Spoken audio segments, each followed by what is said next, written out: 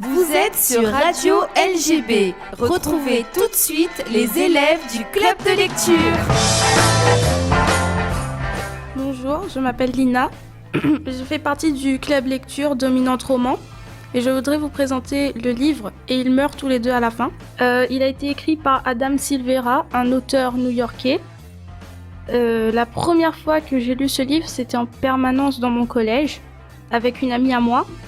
C'est grâce à ce livre que je l'ai donné envie de lire, on va dire, parce que c'était pas une grande lectrice à la base. En fait, ce qui l'a plu, juste en regardant le titre, en fait, et ils meurent tous les deux à la fin, ça l'a donné envie de lire ce livre avec moi. Donc, du coup, elle s'est beaucoup attachée aux deux personnages principaux, qui s'appellent Matteo et Rufus. En fait, l'histoire, c'est une espèce d'organisation, on va dire, qui s'appelle Devcast. Et c'est elle qui, vers minuit jusqu'à 3h du matin, qui justement appelle les personnes qui vont mourir dans les prochaines 24 heures. Donc en fait, on leur annonce leur mort. Et Matteo et Rufus, ils ont reçu cet appel vers minuit justement, pour dire que dans les prochaines 24 heures, ils allaient mourir. Et du coup, ils cherchent des amis, etc., des moyens de vivre leur jour final. Moi, en fait, ce que j'aime bien chez Matteo, c'est qu'en fait, c'est quelqu'un de plutôt solitaire et il n'a pas beaucoup d'amis et du coup, ça se voit qu'il a besoin d'aide. Mais comme il va mourir, justement, il ne sait pas trop quoi faire de sa dernière journée. Et c'est sur une application qui s'appelle Dernier Ami qu'il rencontre Rufus. Et Rufus, lui, c'est plutôt un mauvais garçon qui se bat souvent pour défendre ses idées. Mais il se bat littéralement. Et avec des coups de poing, etc. Et il n'a pas peur de la police, il se fait souvent pourchasser pour rien. Et Matteo, lui, c'est plutôt quelqu'un de calme. Et du coup, quand ils vont se rencontrer, justement, leur relation est magnifique grâce à ça, parce qu'on a quelqu'un de solitaire d'un côté, et de l'autre côté, on a quelqu'un qui exprime ce qu'il pense sans vraiment se ficher de ce que les autres vont penser de lui après. Et du coup, leur relation est sublime.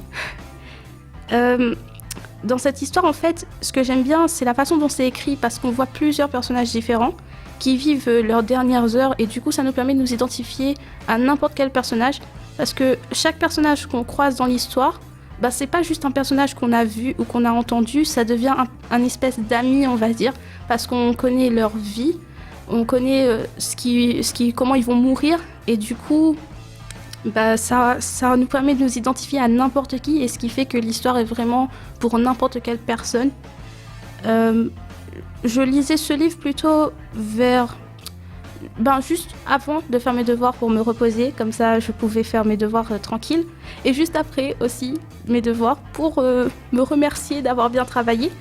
Et j'ai pris plusieurs semaines à lire ce livre parce que je voulais vraiment pouvoir raconter la suite à ma copine, parce que comme c'est pas une grande lectrice, elle voulait pas lire ce livre toute seule, mais moi, comme j'étais pressée de connaître la suite, j'ai lu sans elle. Et du coup, je lui racontais la suite à chaque fois qu'il y avait quelque chose d'intéressant. Je trouve que ce livre est vraiment passionnant, et du coup, il y a vraiment un passage que j'ai apprécié. C'est quand Matteo il est à l'hôpital et qu'il a envie de dire au revoir à son père qui est dans le coma. Mais du coup, comme il n'a pas beaucoup de temps, il vient avec Rufus qui est son ami, et Rufus il entre dans la pièce pour demander à Matteo de sortir, parce qu'ils ne peuvent pas rester ici puisqu'ils vont mourir bientôt. Et du coup, Rufus il entre et il lui dit « T'as eu le temps de dire adieu ?» Matteo fait oui de la tête. En quelque sorte. Il va dans la salle de bain. Je vais voir si c'est propre. C'est sûrement propre. Il faut que je vérifie qu'ils aient mis des gobelets propres pour son réveil. Ils vont bien s'occuper de lui. Il aura peut-être besoin d'une couverture plus chaude. Il ne peut pas nous dire s'il a froid. Je m'approche de Matteo et je le prends par les épaules pour essayer de lui calmer les nerfs parce qu'il tremble grave. Il veut pas de toi ici, ok ? Matteo fronce les sourcils et ses yeux deviennent rouges. Rouge triste, pas rouge vénère. C'est pas ce que je voulais dire. Je dis des trucs cons parfois. Il veut pas que tu perdes ton temps ici, mec. Tu as eu l'occasion de lui dire adieu. Moi, j'ai pas eu cette chance avec ma famille. J'ai réfléchi trop longtemps à ce que j'allais dire. Je suis content pour toi, mais aussi hyper jaloux. Et si ça suffit pas pour te faire sortir d'ici, alors sache que j'ai besoin de toi. J'ai besoin d'un copain qui soit là pour moi. J'aime vraiment ce passage parce qu'on voit vraiment la différence entre ces deux personnages.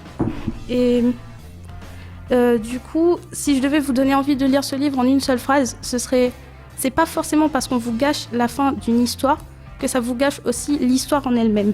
Et comme le titre c'est « Et ils meurent tous les deux à la fin », ça nous gâche littéralement la fin. C'est une histoire plutôt romantique et d'aventure. Et si vous voulez savoir le romantisme qu'il y a là-dedans, je vous conseille de le lire. Il y a un autre livre qui me plaît bien, qui est à peu près dans le même thème, c'est Nos étoiles contraires, qui a été écrit par John Green. C'est lui aussi un auteur new-yorkais de best-seller. Et du coup, je vous invite aussi à lire ce livre.